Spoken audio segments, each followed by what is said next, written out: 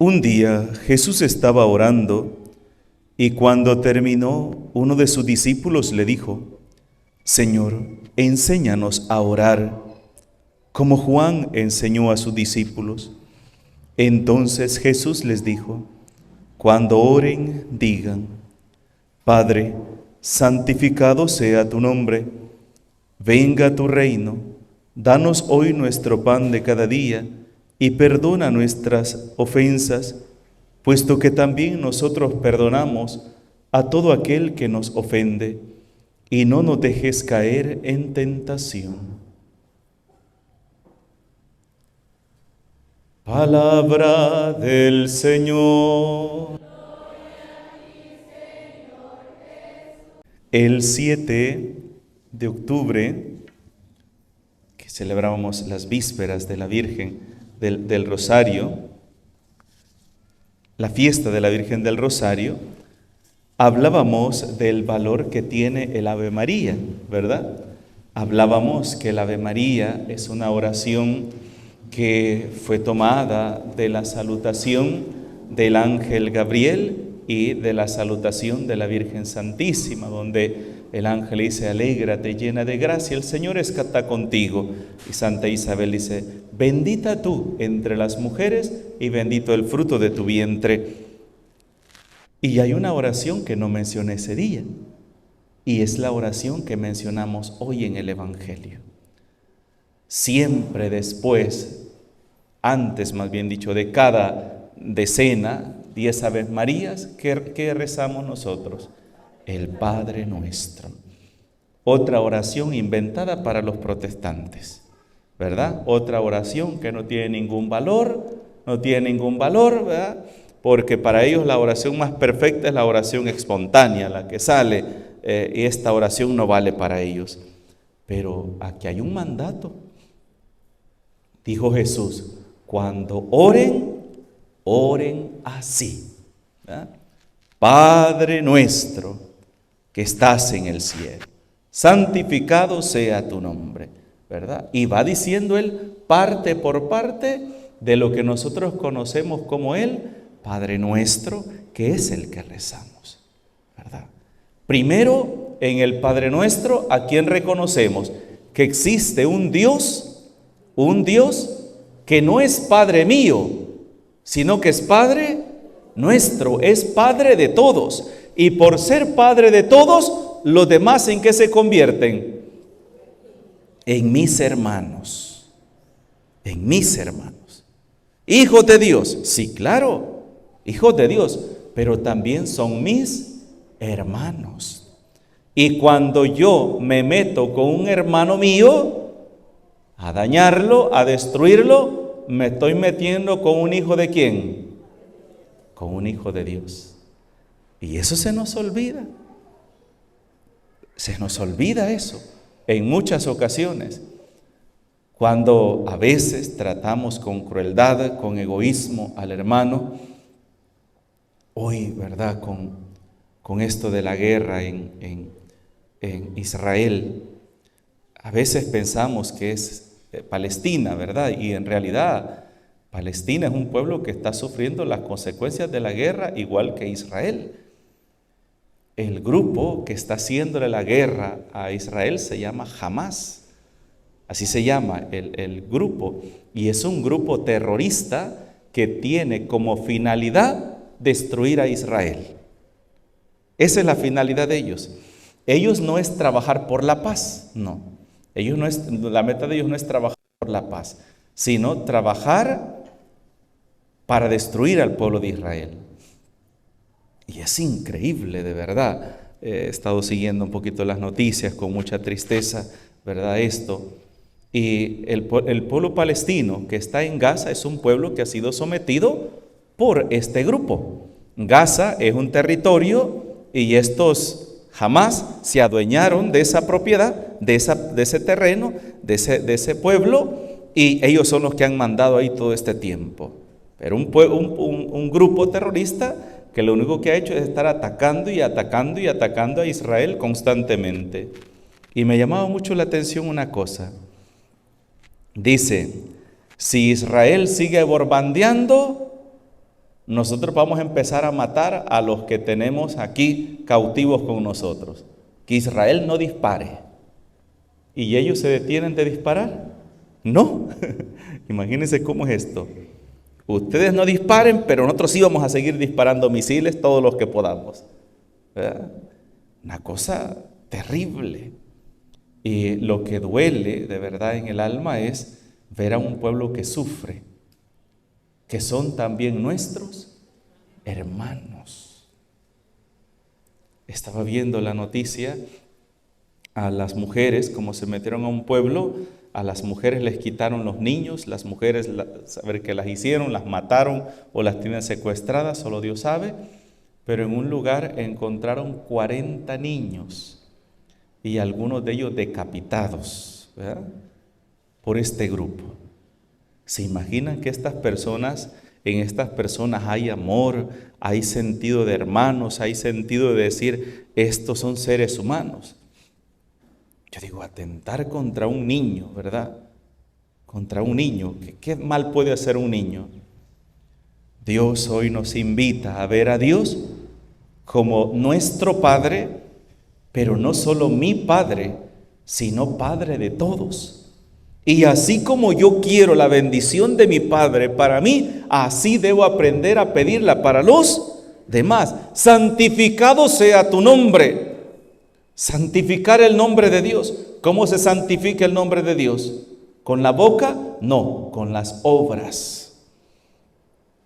Es algo que yo he estado insistiendo muchísimo, porque hermanos, tenemos que pasar de las palabras a la acción. Y en la iglesia hemos tenido mucho bla, bla, bla y poca acción, ¿verdad? Eso es uno de los problemas que tenemos muchas veces en la iglesia. Hablamos del amor, hablamos de la comprensión, hablamos del perdón y es lo que muchas veces menos se vive dentro de la iglesia, ¿verdad? En la familia, en la comunidad, en los movimientos, es lo que menos se vive. ¿Cómo se santifica el nombre de Dios? Pues cumpliendo su palabra, cumpliendo sus mandamientos.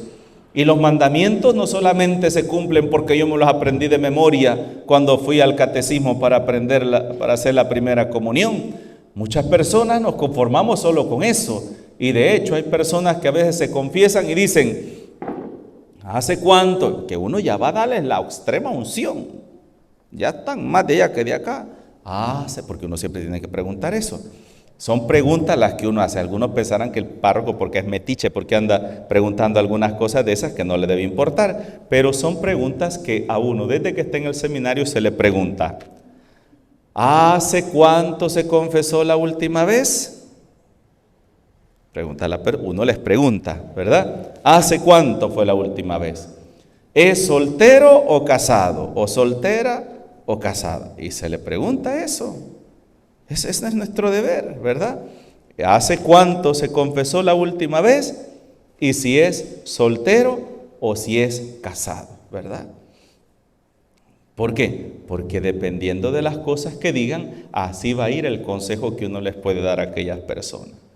Entonces, y de repente sale alguno allí y dice, ¿hace cuánto se confesó la última vez? Cuando hice mi primera comunión. ¿Y cuántos años tiene don fulano? 87. Y dice, ¿y cuáles son sus pecados? No tengo muchos, padre.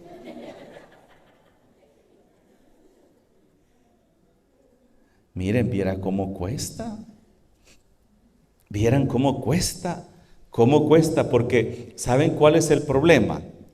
Que de tanto cometer un pecado, uno siente que aquello no es pecado. Y es cuando se convierte en una conciencia laxa, lo que hemos dicho, ¿verdad? Hemos hablado de la conciencia escrupulosa, conciencia recta y conciencia laxa. La conciencia laxa es aquella en la cual, si esto no es pecado, hay otros pecados más grandes. Y poco a poco se va acostumbrando aquella persona a aquello y empezamos a verlo como ya no pecado. Pero yo soy cristiano, yo soy católico, yo alabo al Señor, yo sirvo en la iglesia, aquí y allá. Y tengo mi conciencia tranquila, ¿verdad? Y con mi vida escandalosa, haciendo las cosas malas y yo bien tranquilo.